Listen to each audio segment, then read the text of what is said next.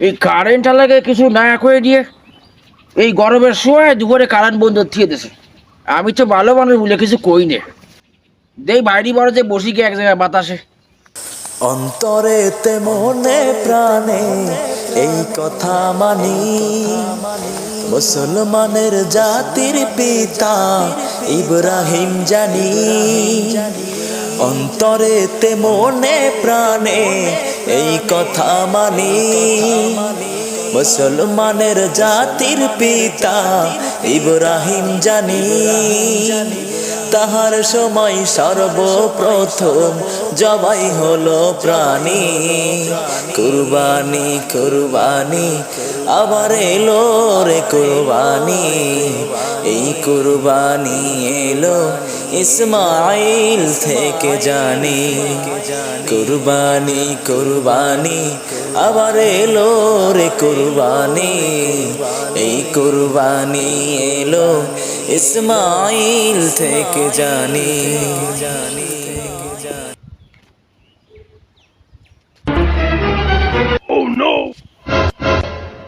আহা গো, দেখো জানি কি সুন্দর বাতাস। যাক, অবশেষে চিন্তা থেকে মুক্তি পেলাম।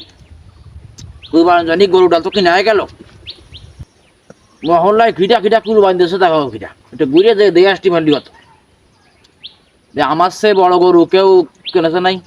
কি করলাম তোকে বুক, আমি গরু নাকি? আমার গরু সে বড় গরু কেউ দিয়ে কেনেছে রে, এটা ঘুরে দিয়ে আসতে পারলি হতো। যাই দিয়ে আসবে।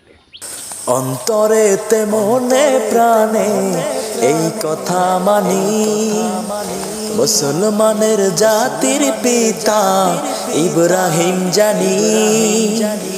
অন্তরেতে মনে প্রাণে এই কথা মানি, মুসলমানের জাতির পিতা ইব্রাহিম জানি। তাহার সময় সর্বপ্রথম জবাই হলো প্রাণী, কুরবানি কুরবানি আবার এলো রে কুরবানি। এই কুরবানি এলো ইসমাইল থেকে জানি, কুরবানি কুরবানি আবার এলো রে কুরবানি। এই কুরবানি এলো ইসমাইল থেকে জানি। ওই ঠিটারে বুঝাবি না?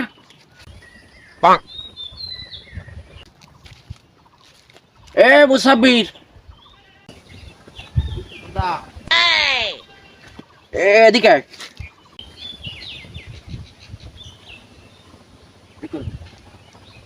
তা দাদা কি মনে করে আসলেন? ওই আসলাম, এবার কুরবানি দিচ্ছি তো, তুই তো মনে হয় জানিস। কিডা কুরবান দিচ্ছে আপনি? হয় আমি কুরবানি দিচ্ছি, তুই জানিস রে? কই না তো, আমি তো এখনো শুনিনি আপনি কুরবান দিচ্ছেন। কি কথাটা আমি কুরবানি দিচ্ছি তুই জানিস কোনো কথা এটা? তুই করলি কি এবার? সেই বড় একটা গরু কুরবানি দিচ্ছি আমি, তুই জানিস রে কোনো কথা করলি এটা? তুই সারা দেশের সারা দেশের না তো কই, সারা গ্রামের মানুষ আমার গরু দেখতে আসতেছে। কত বড় একটা গরু কিনেছি, 2.5 লাখ টাকা দিয়ে গরু কিনেছি। তুই এখনো জানিস না এটা? আমি মাইনে নিতে পারলাম না। দেখিস কেন যে আমার গরুটা বড় একটা গরু কিনলাম, আর সবার একটু জানাই দিস। কি জানাই দেব? এত 2.5 লাখ টাকা একটা গরু কিনলাম, তা মানুষ না জানলেও সবাই জানাই দিবি না একটু? কেনেন আপনি কি মানুষ দেখানোর জন্য কুরবানি করছেন যে মানুষদেরকে জানাই দেব? কেন মানুষ দেখানোর জন্য কুরবানি দেবো কেন?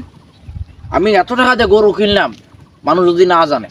আচ্ছা তুই এত বড় বড় কথা বলছিস, তুই কি কুরবানি দিচ্ছিস? না দাদা, আমি কুরবানি দিচ্ছি না। কি তুই কুরবানি দিচ্ছিস না? তোর সাথে এতক্ষণ কথা বলায় আমার পাপ আছে। দাদা ওরকম বলেন কেন? আমি কিছু দিনা পাওনা আছি মানুষের কাছে, শুনেছি দিনা পাওনা থাকলেই নাকি কুরবানি না দিলেও হয়।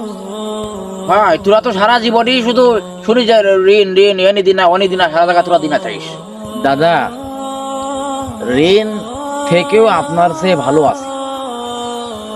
এই যে আপনি মানুষের টাকা পয়সা ধার দেন, সেই ধার দিয়ে তার লাভ খান, আমি যদি আপনার মধ্যে লাভ খাইতাম তাহলে আমি কোরবানিও দিতে পারতাম আর মানুষের কাছে দিনা পাওনাও থাকতাম না। দূর মিয়া, ফালতু কথা কয় শুধু। এখন উচিত কথা কইছি না, এই জন্য তো আপনার ফালতু কথা মনে হচ্ছে। আর এই যে আপনি কোরবানি দিচ্ছেন না, কত টাকা দিয়ে দিচ্ছেন, কত বড় গরু দিচ্ছেন, এই যে গ্রামে গ্রামে যে বইলে বেড়াচ্ছেন, এইটা কিন্তু আপনার মানুষ দেখানো কোরবানি হয়ে যাচ্ছে। আর যে কাজটা আপনি মানুষ দেখানোর জন্য করবেন, আপনি একটা কাজ করতেছেন, সেই কাজটা দেখে মানুষ আপনাকে বাহবা দিবে যে ভালো তো, অমুক লোকটা তো ভালো। তাইলে এই যে মানুষের বাহবা পাওয়ার জন্য আপনি যে কাজটা করতেছেন, এই কাজটার জন্য আল্লাহর কাছে কোনো বিনিময় পাইবেন না, বুঝছেন? আর যদি আল্লাহকে ভয় করে কোনো একটা কাজ করেন, তাহলেই আল্লাহর কাছে বিনিময় পাইতে পারেন। আজ হয়তো দিচ্ছি না আমি কোরবানি, যেদিন আল্লাহ তৌফিক দেবে সেদিন দেব, তৌফিক না দিলে দেব না। আচ্ছা ঠিক আছে, তোর দ্বারা আশায় আমার ভুল আছে। আমি একটু খোঁজ নিয়ে চাইলাম যে খিরা খিরা কুরবানি দিচ্ছে। ভালো কথা কইলে সবাই খারাপ মনে করে। তোর দ্বারা এসে আমি ভুল করেছি, এত বড় কথা আমারে। অন্তরেতে মনে প্রাণে এই কথা মানি, মুসলমানের জাতির পিতা ইব্রাহিম জানি। অন্তরেতে মনে প্রাণে এই কথা মানি, মুসলমানের জাতির পিতা ইব্রাহিম জানি। তাহার সময় সর্বপ্রথম জবাই হলো প্রাণী, কুরবানি কুরবানি আবার এলো রে কুরবানি। এই কুরবানি এলো ইসমাইল থেকে জানি, কুরবানি কুরবানি আবার এলো রে কুরবানি। এই কুরবানি এলো ইসমাইল থেকে জানি।